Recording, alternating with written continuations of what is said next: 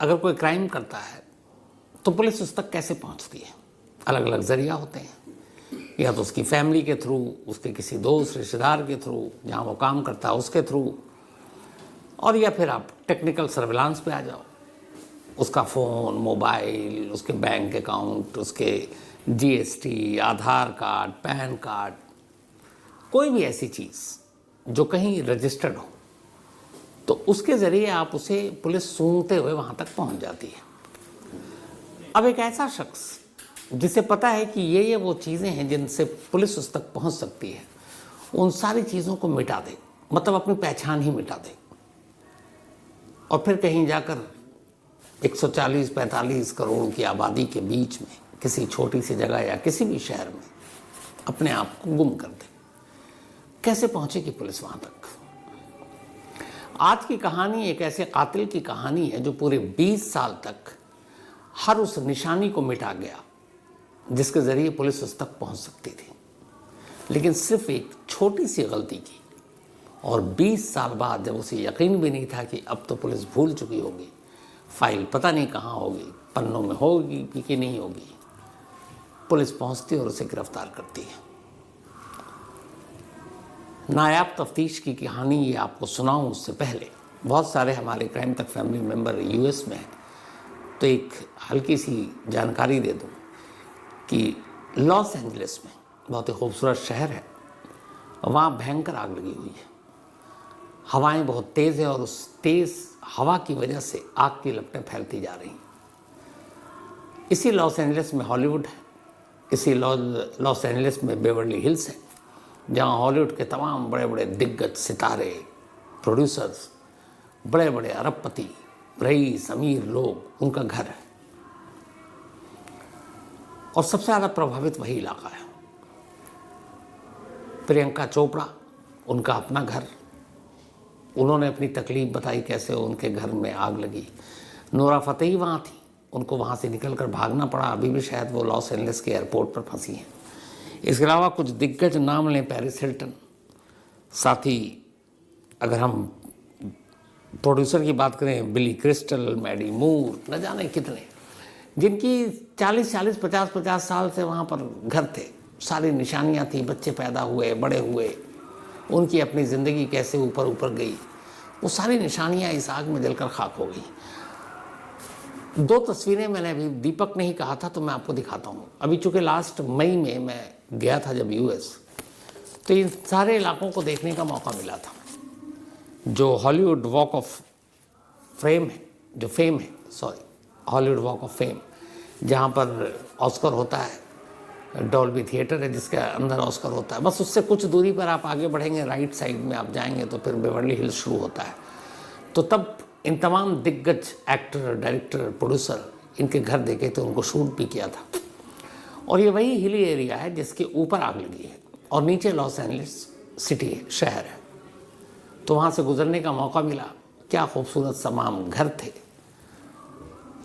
तो ये तस्वीरें उस वक्त की है जब सब कुछ ठीक था, मई 2024, जब मैं वहाँ था।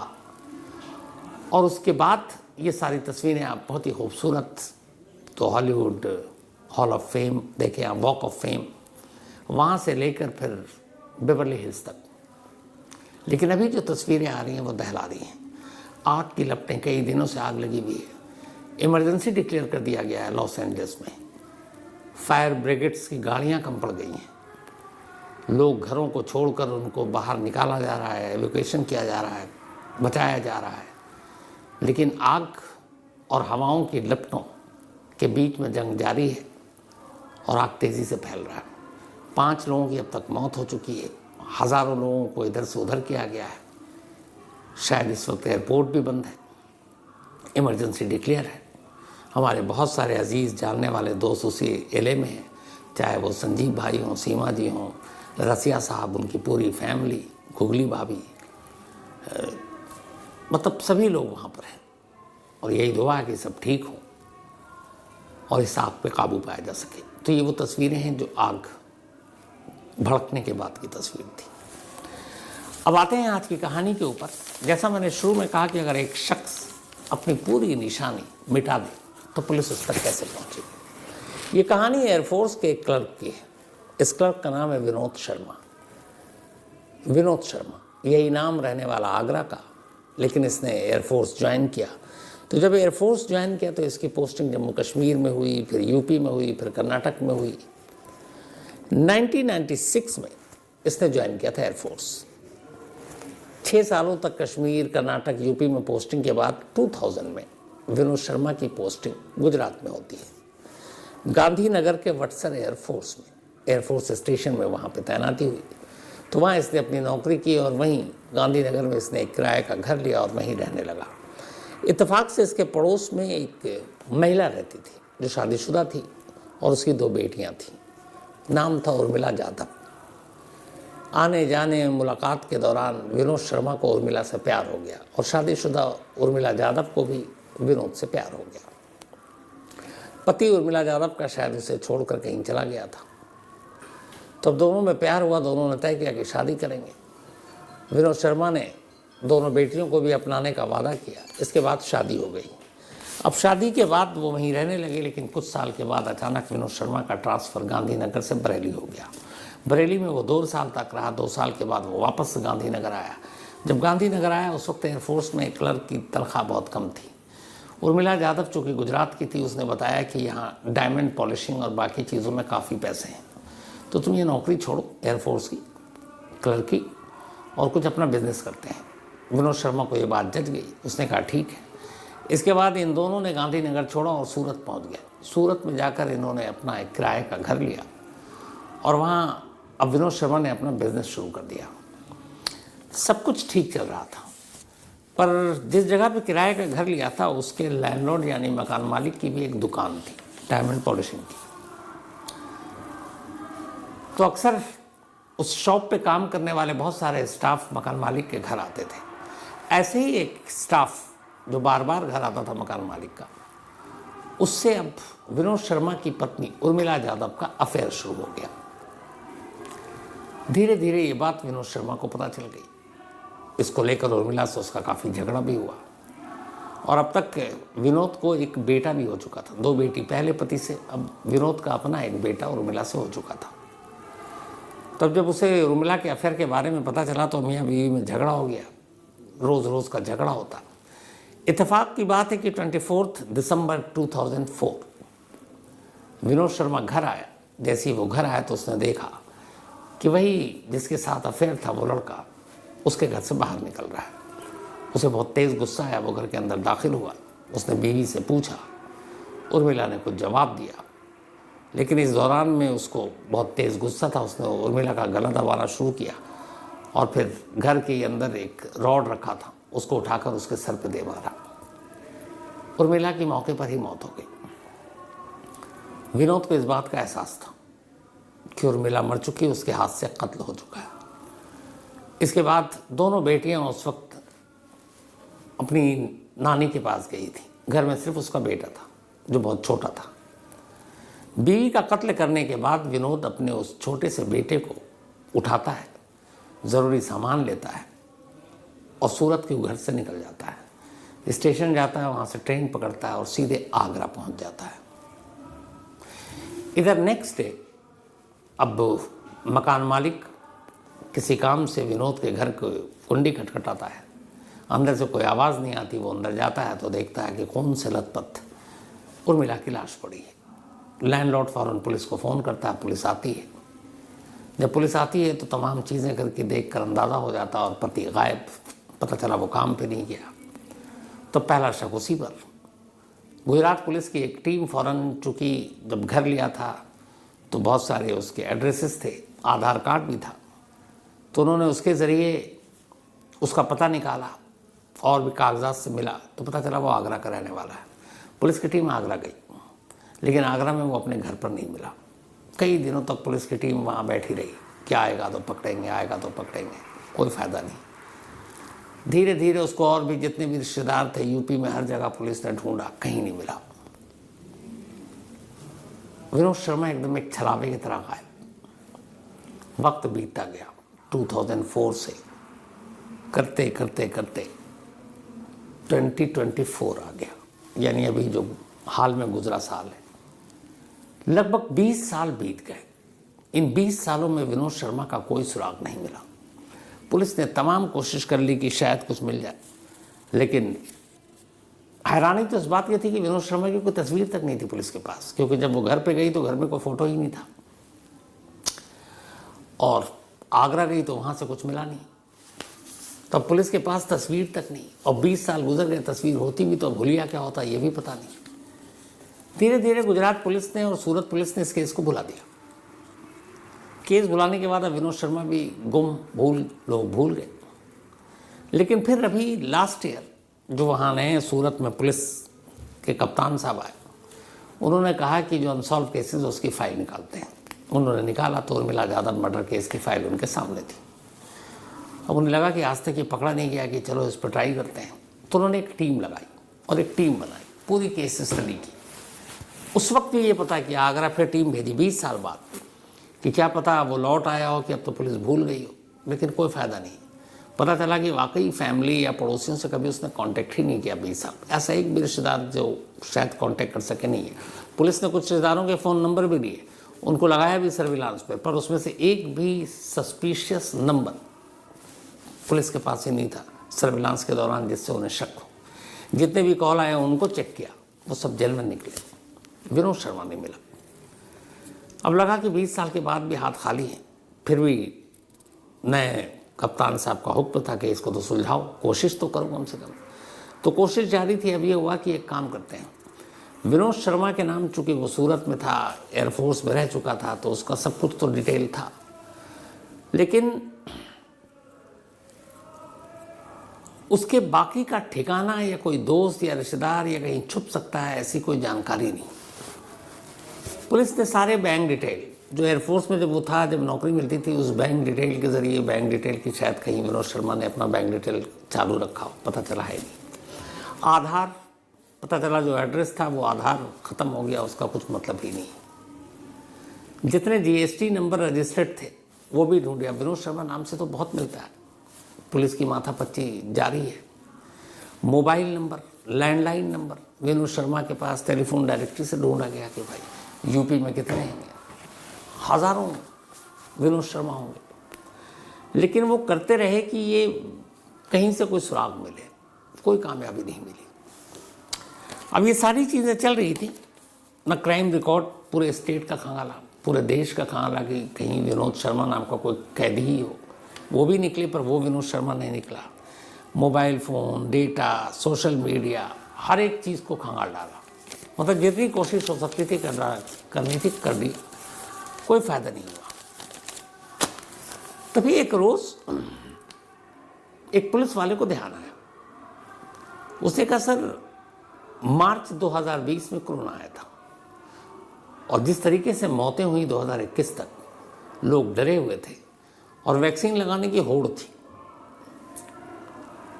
तो कम से कम जो भी इस कोरोना काल को जिसने देखा होगा, और अगर विनोद शर्मा जिंदा होगा, क्योंकि एक डाउट ये भी था 20 साल हो गए, पता नहीं अब वो जिंदा भी है कि नहीं है, अगर जिंदा हुआ तो पक्का उसने कोरोना की वैक्सीन लगाई होगी।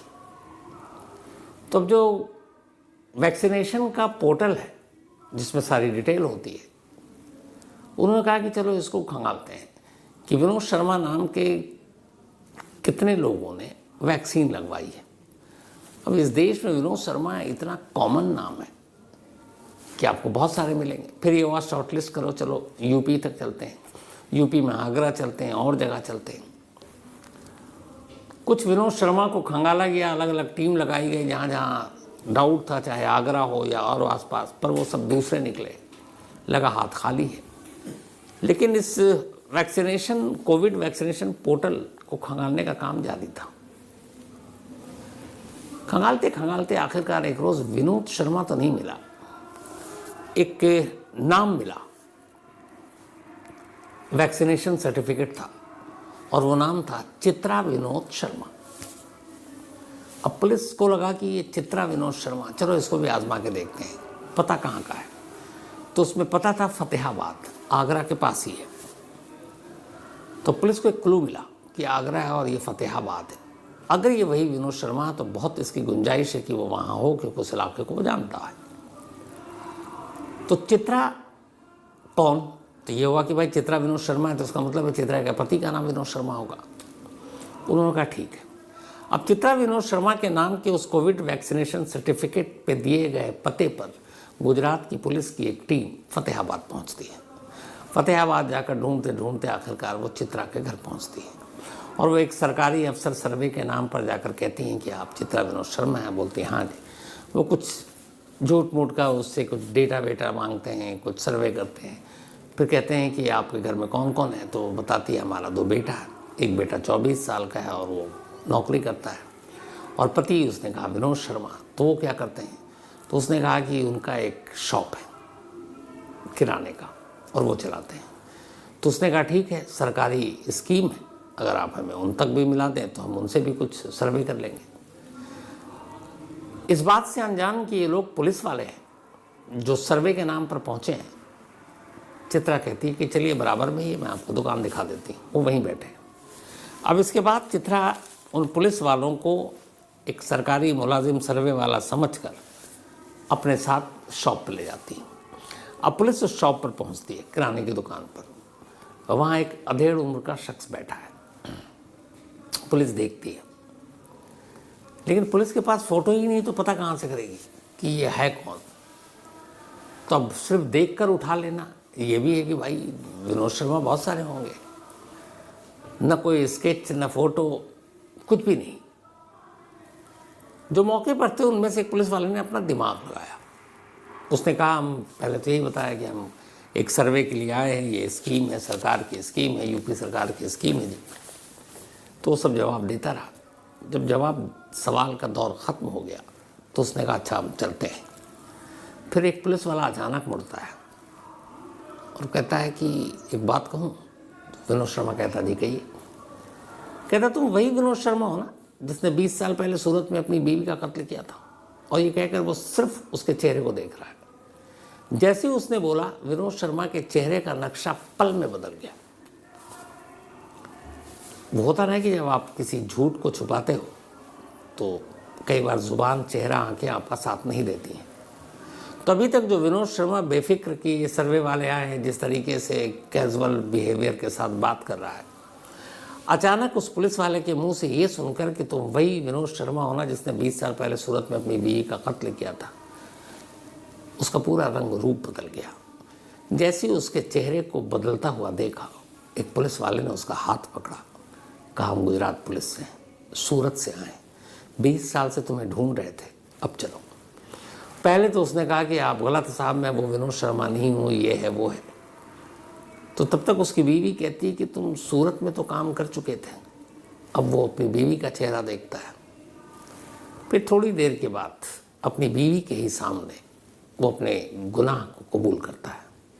कहता हाँ मैं वही विनोद शर्मा, मैंने ही उर्मिला यादव का कत्ल किया और मैं अपने उसी बेटे को लेकर वहाँ से निकल गया। और उसके बाद मुझे मालूम था पुलिस मुझे ढूंढेगी, तो कई जगहों से पढ़ा लिखा, अखबारों में, टीवी में, और भी मैं इधर उधर गूगल में, तो मुझे ये पता चला कि इंसान का सबसे बड़ा दुश्मन उसकी पहचान और उसके इस्तेमाल की जाने वाली बहुत सी टेक्नोलॉजी है। इसीलिए मैंने तय किया उसी दिन कि न मैं सोशल मीडिया पे जाऊंगा, न मैं कभी मोबाइल यूज़ करूंगा, न कभी मैं अब आधार कार्ड बनाऊंगा, न मैं वोट देने जाऊंगा, न मैं अपने इस दुकान चलाता हूँ इसका GST नंबर अपने नाम पे लूँगा, वो भी अपनी बीवी के नाम पर लिया था। मतलब ऐसी कोई भी चीज़ जिससे मेरी शिनाख्त की ज़रूरत पड़े या मेरा नाम कहीं सरकारी पन्नों पर आए, मैं वो कोई काम नहीं करूँगा। उसने कभी मोबाइल यूज़ नहीं किया, उसने कभी लैंडलाइन अपने नंबर पे नहीं रखा, उसने दुकान पे अपना नाम ले लिखा, उसने GST नंबर अपने नाम पे नहीं लिया, बैंक का खाता उसने अपने नाम पे नहीं खुलवाया, कोई काम नहीं किया। और इस तरीके से उसने 20 साल अपनी पहचान को मारकर कानून को धोखा देता रहा। लेकिन सिर्फ एक गलती उसकी पत्नी ने की। जब वो कोविड वैक्सीनेशन के लिए गई तो उस वैक्सीनेशन सर्टिफिकेट पर उसने चित्रा विनोद शर्मा लिखवा दिया। और यही एक चीज़ सूरत पुलिस के हाथ लगी। जब विनोद शर्मा को पकड़ा गया अभी हाल में, तब उसका वही बेटा जिसे वो लेकर भागा था, वो करीब 23 साल का हो चुका है और इस वक्त एक कंपनी में और वो भी उसी गुजरात के वडोदरा में प्राइवेट कंपनी है, वहाँ नौकरी कर रहा है। जब उसके बाप को गिरफ्तार किया गया तब उसे पता नहीं था वो वडोदरा में था। जब बाप को पकड़कर पुलिस सूरत ले गए ट्रांजिट रिमांड के बाद, तब बेटा वडोदरा से सूरत पहुंचा।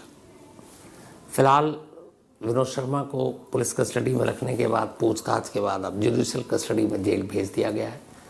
चार्जशीट कुछ दिन के बाद दाखिल होगी। लेकिन कमाल है, मैं बार बार एक चीज़ कहता हूँ कि अगर पुलिस वाले सच में अपने ऊपर आ जाए ना, तो शायद ही कोई केस हो जो सुलझ ना पाए। लेकिन उसके लिए जज्बा, उसके लिए दिमाग, उसके लिए लक और उसके लिए इन्वेस्टिगेशन की स्किल की छोटी छोटी चीज़ें भी बहुत बड़ा सुराग दे जाती हैं। अगर इन सारी चीज़ों का संगम हो तो किसी भी केस को सुलझाना नामुमकिन नहीं है। ये इस कहानी का सबक है। तो आज कहानी में इतना ही, लेकिन कहानी खत्म करूँ एक सबसे पहले आप तमाम लोगों का शुक्रिया पूरी वीडियो को लाइक कीजिए और सब्सक्राइब कीजिए।